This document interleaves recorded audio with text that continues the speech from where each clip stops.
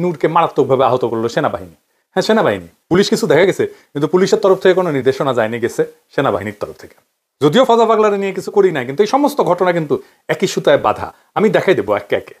আগে দেখি এই হামলায় সেনাবাহিনীর কে কে ছিল। আজকের হামলা হয়েছে লেফটেন্যান্ট কর্নেল রকিব, অধিনায়ক 18 ইস্ট বেঙ্গল, বর্তমানে জেলে থাকা আওয়ামী জেনারেল সালাউদ্দিন মিয়াজির ব্যক্তিগত স্টাফ ছিল, এবং এর সাথে ছিল লেফটেন্যান্ট কর্নেল আফজালুর রহমান। এই দুইজনের সরাসরি নেতৃত্বে এই হামলাটা হয়েছে। আর হামলার মূল হোতা, মানে যার কাছ থেকে পারমিশন এসেছে, সে হয়েছে 9ম পদাতিক ডিভিশনের জিওসি মেজর জেনারেল আসাদ আর এক আওয়ামী লেসপেন্সার। তারা দেশেই রকিব আর আফজাল হামলাটা করছে। গণ অধিকারের অফিসের ভিতরে ঢুকে আসবাবপত্র ভাঙচুরের পাশাপাশি টয়লেট ভেঙেও নেতাকর্মীদের উপরে হামলা করছে সেনাবাহিনী। নূরকে আইসিইউ নেওয়া হয়েছে। আমি ব্যক্তিগতভাবে খোঁজ নিয়েছি, আঘাত গুরুতর, তবে খারাপ কিছু ঘটবে বলে ডাক্তারদের আশঙ্কা নাই। এবং আইসিইউ আসলে নেওয়া অবস্থার অবনতির জন্য না, বরং অবনতি যেন আরো না হয় তার আগাম ব্যবস্থা হিসেবে এটা করা হয়েছে।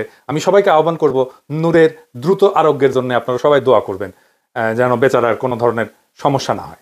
নূরকে এমন ভাবে পেটানো হয়েছে যা আগে কখনো কোনো রাজনৈতিক দলের প্রধান নেতাকে করা হয়নি, সেটা যত ছোট দলই হোক না কেন।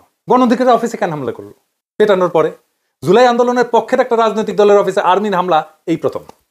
কেন করলো এটা আমরা মিলাই দেখবো। এখন প্রশ্ন হইতেছে যে কেন হইল। বিশেষ করে নূর যখন ওয়াকারের পক্ষে সবসময় দাঁড়াইছে, আর্মির পক্ষে দাঁড়াইছে সবসময়। হাসনাতের সাথে যখন ওয়াকারের সে বিতর্ক হইল না, নূর ওয়াকারের স্পোক্সম্যান হয়ে উঠলো। সে কইল ওয়াকারের ডাকে যায় নাই, ছাত্র নেতারা নিজে নিজেই গেছে। দেখেন ওই সময় নূর কি বলছিল সেটা একটু বই, মানে আর্মিরে পাম দিয়া নূর বলছিল 5ই আগস্টের অভ্যুত্থানে সেনাপ্রধান ওয়াকারুজ্জামান গুরুত্বপূর্ণ ভূমিকা রাখছিলেন। 90 স্বৈরাচার এরশাদকে যেভাবে তৎকালীন সেনাপ্রধান নুরুদ্দিন খান জানাই দিয়েছিলেন, মিস্টার প্রেসিডেন্ট আপনাকে ক্ষমতা ছাড়তেই হবে, বর্তমান সেনাপ্রধান ওয়াকারুজ্জামানও কিন্তু শেখ হাসিনার আত্মীয় হইয়াও তাকে 4ই আগস্ট জানাই দিয়েছিলেন প্রধানমন্ত্রী আপনাকে ক্ষমতা ছাড়তে হবে।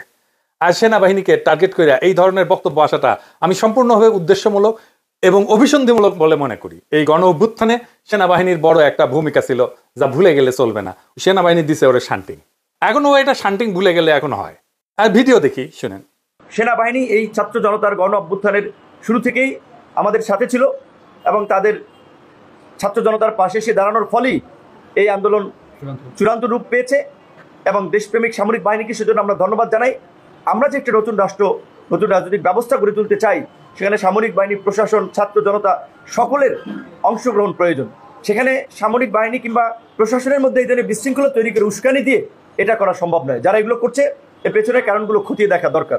এমনকি এই ম্যাট খাওয়ার আগে, এই কিছুক্ষণ আগে, ম্যাট খাওয়ার কিছুক্ষণ আগে নূর কি বলছিল সেটা দেখি। আমাদের ভিডিও বানায় রাজনীতি খাই দেবে, এত আম্মকের দল তারা ভিডিও বানায় আমাদের রাজনীতি খাই দেবে। আমাদের রাজনীতি এত সস্তা? হ্যাঁ, মির্জা ফখরুল সাহেবকে বানায় ভারতের দালাল, আমির খসরু মাহমুদ চৌধুরীকে বানায় ভারতের দালাল, রুমিন ফারহানাকে নিয়ে ভিডিও বানায়, সালাউদ্দিন সাহেবকে নিয়ে ভিডিও বানায়, জামাতের নায়েব আমির তাহের সাহেবকে নিয়ে ভিডিও বানায়, আমাদেরকে নিয়ে বানায়। তাহলে এই দেশে আর রইলটাকে বাকি? তাহলে তাদের রাজনৈতিক এজেন্ডাটা কি? এই দুষ্ট লোকগুলো সূক্ষ্মভাবে মানুষকে বিভ্রান্ত করছে, মানুষের ব্রেন ওয়াশ করার চেষ্টা করছে। তারা অলিয়া উলিয়া দেখবেন মাঝে মাঝে ইসলামী লাইনে দু একটা কথা বলে, দু একজন হুজুর মাদ্রাসার ছাত্রদের পক্ষে ফেসবুকে স্ট্যাটাস দেয় তাদের ফেসবুক রিচটা, ভিউটা ঠিক রাখার জন্য। তারপরে ওই ভিডিও বানিয়ে সেদিন নাকি শুনেছি ওয়ালটনের কাছে পাঠিয়েছে, এই যে নতুন আরেকটা টাউট দোকান খুলেছে বাংলা এডিশন নামে, সে চালায় নিউ ইয়র্কে উবার, সে এখানে 1.5 কোটি টাকা খরচ করে আপনার লা মেরিডিয়ান হোটেল, লা মেরিডিয়ান 5 স্টারে বাংলা এডিশন নামে ধান্দাবাজির নতুন দোকান খুলেছে। জাতীয় পার্টিকে কিন্তু এখন পর্যন্ত নিষিদ্ধ করা ওইভাবে যায় নাই। কিছুক্ষণ আগে বন্দুকলা গাড়ি দেখেছেন না, এখান থেকে তো আউট দিয়ে গেছে। তারা ভেবেছে আপনারা যদি জাতীয় পার্টির কার্যালয়ের দিকে যাত্রা শুরু করেন, সেই জন্য বন্দুকলার একটা টহল দিয়ে গেছে। তাহলে জাতীয় পার্টিকে বন্দুক দিয়ে পাহারা দেওয়া হচ্ছে। জিএম কাদেরের বাসা উত্তরা, এত জায়গায় মব হইল, ওইখানে তো কোনো মব হইল না। তো এই যে তারা মবের পালোয়ান, যারা মব বিভিন্ন জায়গায় ফাটাইলেন, ওইখানে কেন ফাটাইলেন না? আপনার সিলেক্টিভ মব করছেন, ফায়দা নেওয়ার জন্য, ধান্দা নেওয়ার জন্য অনেক জায়গায় মব করা হচ্ছে। প্রকৃত অর্থে গতকালকে এই রিপোর্টার্স ইউনিটিতে কার্যত এই সমস্ত বিভিন্ন ব্যানারের মাধ্যমে আওয়ামী লীগকে ফেরানোর কিংবা আওয়ামী লীগকে প্রাসঙ্গিক করার যে একটা প্রক্রিয়া চলছে, সেইখানে বাধা দিয়েছেন চোখটি। দেখেছেন তো, মানে ও মব নিয়ে কথা বলতেছে। নূরের পলিটিক্যাল স্ট্যান্ড ছিল pro Waker, pro army, pro মুক্তিযুদ্ধ। কয়েকদিন আগে প্রফেসর ইউনূসের সরকারকে ব্যাকল সরকার বলছে। দেখেন এই 1 বছরে এটা কি বলবেন, ব্যাকুল সরকার বলবেন না আহম্মক সরকার বলবেন? 1 বছরে কোন জায়গায় নির্বাচিত প্রতিনিধি নেই। ইউনূসের কার্যালয়ে ঘেরায়ের হুঁশিয়ারি দিছিল নূর। ভাঙচুর ভাতাবাজি বাদ দিবেন। ডিসেম্বরের মধ্যে আহত পরিবারকে 8 লক্ষ টাকা এবং নিহত পরিবারকে 1 কোটি টাকা করে আপনারা যদি সহায়তা দিতে ব্যর্থ হন, জানুয়ারিতে আমরা প্রধান উপদেষ্টার কার্যালয় ঘেরাও করব। তার মানে গণ অভ্যুত্থানের যে সরকার, সেটার বিরুদ্ধে আর্মির পক্ষে নূরের সবসময় অবস্থান ছিল, যেটা ইন্ডিয়া এবং আওয়ামী লীগের একটা কাঙ্ক্ষিত অবস্থান। এই সরকারকে মেরুদণ্ডহীন এবং দুর্বল বলছে। বলছে 11 মাসে নাকি তারা মানে প্রেসিডেন্ট ইউনূসের সরকার স্বপ্নকে দুঃস্বপ্নে পরিণত করছে। ডক্টর ইউনূসকে নিয়ে আমরা অনেক আশাবাদী হয়েছিলাম, অনেক স্বপ্ন দেখেছিলাম এবং স্বপ্নের বাংলাদেশ বিনির্মাণ করতে চেয়েছিলাম, কিন্তু 11 মাসে আমাদের স্বপ্ন দুঃস্বপ্নে পরিণত হয়েছে। এই কথা আরো 6 মাস আগেও বলছে, যখন মাত্র 5 মাস হয়েছে সরকার ক্ষমতা নেওয়ার। দেখেন, শুনেন। 5 মাসেও সরকার এখন পর্যন্ত বিভিন্ন পরিস্থিতি নিয়ন্ত্রণে খুব দক্ষতার পরিচয় দিতে পারে নাই। আবার বলতেছে লেজে গবরে করে ফেলছে 10 মাসে। মানে সে বলতেই আছে, সে 5 মাস পর থেকে এই সমস্ত আলাপ দিতেই আছে। এমনকি এই সরকারকে পুনর্গঠনের দাবি জানাইছে নূর। বলছে যে অন্তর্বর্তীকালীন সরকার মানুষের আকাঙ্ক্ষা অনুযায়ী কাজ করতেছে না, বেশি অক্ষম হইলে ক্ষমতা ছেড়ে দিতে বলছে। শুনেন। ডক্টর মোহাম্মদ ইউনূসকে বলবো, আপনি যদি কোনো সমস্যা বোধ করেন, আপনি যদি রাষ্ট্র পরিচালনায় কোনো চ্যালেঞ্জ বোধ করেন, সমস্ত রাজনৈতিক দলের শীর্ষ নেতৃবৃন্দকে আপনি ডাকেন, তাদের সাথে খোলামেলা আলোচনা করেন। আজকে আমরা সমস্ত রাজনৈতিক দল যদি এই সরকারকে সাপোর্ট না করি, সরকার টিকতে পারবে না। এমনকি এটাও বলছে অন্তর্বর্তী সরকারের ক্ষমতা হস্তান্তর শান্তিপূর্ণ হবে কিনা সেটা তার সন্দেহ আছে। তার মানে এরা মাইর খাবে। দেখলেন তো, মাইর খাওয়ার আগেও কথা বলছে মব নিয়ে, যে জিএম কাদেরের বাসার সামনে কেন মব হইল না। আবার শোনান এডিটর সাহেব। জাতীয় পার্টিকে কিন্তু এখন পর্যন্ত নিষিদ্ধ করা ওইভাবে যায় নাই। কিছুক্ষণ আগে বন্দুকওয়ালা গাড়ি দেখেছেন না, এখান থেকে টহল দিয়ে গেছে।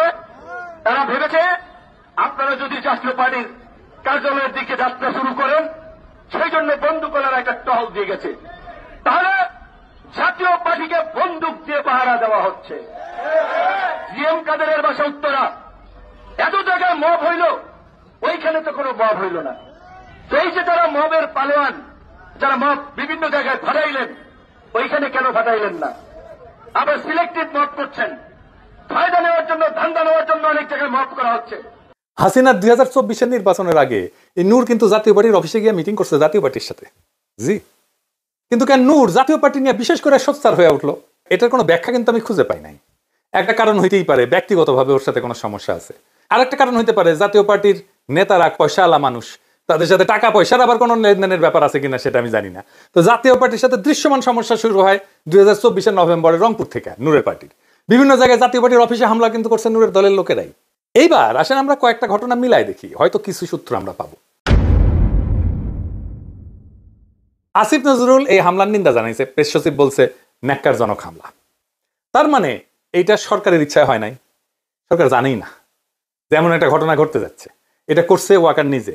ওয়াকার যেটা করবে এই পরিকল্পনাটা কি আর কাউকে জানাইছে? আমার অনুমান ওয়াকার এটা জামাতার বিএনপিকে জানাইছে, কারণ জামাতার বিএনপির বিবৃতিতে আর্মির কথাটা নাই। কেন নাই? তারেক রহমান মবের কথা বলছে এমন ভাবে যেন মব করতে গেছেন নূরেরা। আর তারেক রহমানের ইংরেজিতে লেখা স্ট্যাটাসের বাংলা হইতেছে, আমি পড়ে শুনাইতেছি, বাংলা করে শুনাইতেছি। বিএনপি নুরুল হক নূরের উপরে হামলা এবং কাকরাইলে ঘটে যাওয়া সহিংস ঘটনার তীব্র নিন্দা জানাচ্ছে। কি কি ঘটছে সেটা কিন্তু বললো না। দেখছেন, আমরা গণতান্ত্রিক উত্তরণের একটা অত্যন্ত সূক্ষ্ম সময় রয়েছি, যার প্রথম ধাপ হলো জাতীয় নির্বাচন। সম্মিলিতভাবে আমাদের নিশ্চিত করতে হবে যেন আজকের মতো অস্থিতিশীল পরিস্থিতি ছড়িয়ে না পড়ে এবং আমাদেরকে গণতন্ত্রের পথ থেকে বিচ্যুত না করে। মানে সে আশঙ্কা করতেছে, তারেক রহমান আশঙ্কা করতেছে যে এই ঘটনা ছড়াই যাবে সারা দেশে, জাতীয় পার্টির অফিসগুলোর উপরে হয়তো হামলা হবে। এবং এই অস্থিতিশীল পরিস্থিতি কে করলো? করছে তো তার জোটের লোকেই, তাই না? গণতন্ত্রকামী সব পক্ষ, যার মধ্যে বিএনপি এবং তার মিত্ররা অন্তর্ভুক্ত, মানে নূরের দলের কথা বলতেছে, তাদের সংযম এবং সহনশীলতা প্রদর্শন করতে হবে। গত বছরের গণ আন্দোলনের প্রকৃত চেতনা জাগ্রত রাখতে হবে। দেশকে বর্তমান অস্থিরতার শৃঙ্খল থেকে মুক্ত হইতে হবে। বাংলাদেশকে আগে নিতে হইলে আমাদের এই যে মবের সংস্কৃতির বিপরীতে সতর্ক থাকতে হবে। আইনের শাসন প্রতিষ্ঠা করতে হবে এবং একটা শান্তিপূর্ণ স্থিতিশীল দেশ গড়ে তুলতে হবে। কেবল জনগণকে গণতান্ত্রিক পথে ক্ষমতায়ন করা এবং সবার জন্য ন্যায় বিচার, সমতা ও মর্যাদা নিশ্চিত করার মাধ্যমেই আমরা ঐক্যবদ্ধ জাতি হিসেবে সাফল্য অর্জন করতে পারি। আমি নূরের দ্রুত সুস্থতা কামনা করছি এবং সরকারের প্রতি আহ্বান জানাচ্ছি যেন ঘটনাটির আইনানুগ তদন্ত পরিচালনা করা হয়। আর্মির কথা আছে নাই, এর মানে কি? মানে মার খাইছো, হাসি খেয়ে থাকো। জামাতও তাই, বলে নাই কে মারছে। দেখেন, অত্যন্ত দুঃখজনক হইলে সত্য যে আর্মির ভূমিকা ইচ্ছা করে এড়াই যাওয়া হয়েছে। ভাসুর হয়তো আর্মি, তাই তার নাম মুখে আনে নাই। তবে জুলাইয়ের তারুণ্য এই বিপদটাকে সঠিকভাবে উপলব্ধি করতে পারছে। এই ইস্যুতে এক জায়গায় কথা বলছে, ওয়াকার আসলে আজকে টেস্ট করছে আমাদের হ্যাডম কতটুকু। সে রিফাইন্ড আওয়ামী লীগ আনতে যদি না পারে তাহলে জাপাকে দিয়েই সে তার কাজটা করবে। ঢাকা বিশ্ববিদ্যালয়ের ছাত্ররা এনসিপি তাৎক্ষণিক মিছিল বের করছে, রাজপথে আসছে, তাদেরকে অভিনন্দন জানাই। খুবই গুরুত্বপূর্ণ রাজনৈতিক কাজ তারা করছে। এবার দেখেন একটা খুব ইন্টারেস্টিং জিনিস দেখাই, এইখানে বুঝে যাবেন যে কারা এর পিছনে। পন্দের আলোর নিউজ, খুব ইন্টারেস্টিং। ঘটনা ঘটছে সন্ধ্যায়। গণ অধিকার পরিষদের নেতা নুরুল নূরকে গুরুতর আহত করা হয়েছে, ভিডিও ছড়ায় পড়ছে সোশ্যাল মিডিয়ায়। আর প্রথম আলো রাত 11:09 রিপোর্টে নূরের নাম পর্যন্ত নাই। এইটা সে টাইমটা দেখায় দেন। পুরা রিপোর্টটা করছে পুলিশের বরাতে। কেন কেন এটা এড়ায় গেল প্রথম আলোর মতো পত্রিকা? এইবার কানেকশন গুলো ধরতে পারতেছেন? মানে পুরা গেমটা খেলছে ইন্ডিয়া। ফজা পাগলারে মাঠে নামানো, লতিফ সিদ্দিকীরা মাঠে নামালো, আনিস আলমগীরকে মাঠে নামালো, আব্দুল নূর তুষারকে মাঠে নামানো, পান্নাকে মাঠে নামানো, গুলিস্তানে আওয়ামী লীগের ঝটিকা মিছিল, এই সবই একই সূত্রে গাথা। নিঃশব্দে বাংলাদেশ আর এক 1/11 পথে হাঁটতেছে। আজকে ওয়াকার বুঝাই দিছে প্রচার ইউনুসের সরকার সে তো দেনা। আর তার এটা বুঝাইতে নূরকে স্যাক্রিফাইস করতে হয়েছে। একজনকে পিটাইতে হইতো রাজনৈতিক নেতা, গুরুত্বপূর্ণ রাজনৈতিক নেতা সবাই চেনে কাকে? নূর। কারণ মনে করছে নূর এত ডিসক্রেডিটেড হয়েছে যে ওরা পিটাইলে জনগণ খুশি হবে। হয় নাই, উল্টা হয়েছে। উল্টা জনগণ নূরের পাশে দাঁড়াইছে। পিটায় ওয়াকার তার ক্ষমতা দেখাইলো যে আমি কি করতে পারি, আমার অ্যাডম দেখো। ইন্ডিয়ার বড় সাও আওয়ামী লীগকে নিষিদ্ধ করছো, ছোট সাও জাতীয় পার্টিতে কিছু বলবা না। কিন্তু বুঝতে পারে নাই এই আর্মিকে ব্যারাকে ফেরানোর দাবি উঠবে। প্রফেসর ইউনূসের উচিত দ্রুত আর্মিকে প্রত্যাহার করা, মাঠ থেকে সিভিল প্রশাসন দিয়ে আইন শৃঙ্খলা রক্ষা করা। যেখানে আর্মি যাচ্ছে সেখানে ঝামেলা করতেছে। এই জাতীয় পার্টির অপরাধ আর হাসানুল হক ইনুর অপরাধের মধ্যে কোনো তফাৎ আছে? নাই তো। জাতীয় পার্টির সকল শীর্ষ নেতাদের অবশ্যই গ্রেপ্তার করা উচিত, তারা অনেকেই হাসিনার মন্ত্রী ছিল। তো এখন আমাদের করণীয় কি? ইন্ডিয়ার রাজনৈতিক স্বার্থ রক্ষাকারী দল এবং শক্তিসমূহ যারা আওয়ামী লীগ, জাতীয় পার্টি, 14 দলভুক্ত সব কয়টা ফ্যাসিস্ট পার্টিকে নিষিদ্ধ করার উদ্যোগ গ্রহণ করতে হবে। গণ অভ্যুত্থানে নেতৃত্ব প্রদানকারী শক্তিসমূহ এবং পক্ষ অবলম্বনকারী রাজনৈতিক দলগুলোকে অতি দ্রুত একসাথে বসতে হবে, যেখানে বিএনপি, জামাত ইসলাম, এনসিপি সহ খুনি হাসিনা সরকারের উৎখাতের আন্দোলনের সহযোগী অন্য দলগুলোর ঐক্যবদ্ধভাবে ফ্যাসিবাদের দোসর এবং ইন্ডিয়ার এজেন্ট জাতীয় পার্টি এবং 14 দলকে নিষিদ্ধ করার কর্মসূচি দিতে হবে। আজকের এই হামলা কেবল নূরের মাথা ফাটানো না, নূরের গায়ে লাঠি পড়া না, এটা আমাদের গণস্বপ্নকে ভাঙার চেষ্টা। সেনাবাহিনী আর ভারত পুষ্ট দোসরেরা ভাবছে যে ভয় দেখায় ছাত্র জনতাকে চুপ করানো যাবে, কিন্তু তারা ভুল করছে।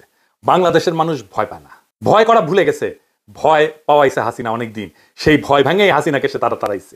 জনগণ পিছু হটবে না, ইতিহাস কাউকে মাফ করে না।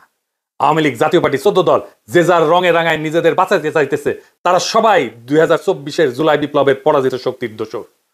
আজকে বাংলাদেশকে রক্ষা করতে হইলে এই দোসরদেরকে নিষিদ্ধ করতে হবে। সেনারা ব্যারাকে ফিরুক, আইন শৃঙ্খলা রক্ষা করবে জনগণের সরকার, সিভিল প্রশাসন, জনগণের প্রশাসন। আমরা চাই ভারতের দালালি থেকে মুক্ত একটা স্বাধীন রাষ্ট্র, আত্মমর্যাদাশীল রাষ্ট্র। আজকে সকল গণতন্ত্রকামী শক্তিকে এক টেবিলে বসতে হবে। বিএনপি, জামাত, এনসিপি, ছাত্র সমাজ সবাই মিলে ঘোষণা দিতে হবে, আমরা ফ্যাসিবাদের শেষ চিহ্ন মুছে দেবো। ফ্যাসিবাদের সহচর সকল রাজনৈতিক শক্তিকে আমরা বাংলাদেশের রাজনীতি করতে দেবো না। আমরা ভারতের দালালি ভাঙবো। আমরা বাংলাদেশের ভবিষ্যৎ নতুন করে লিখবো। যত আঘাত আসুক, যত ষড়যন্ত্র হোক, ইতিহাসের চাকা আর পেছনে ঘুরবে না। ইনকিলাব জিন্দাবাদ।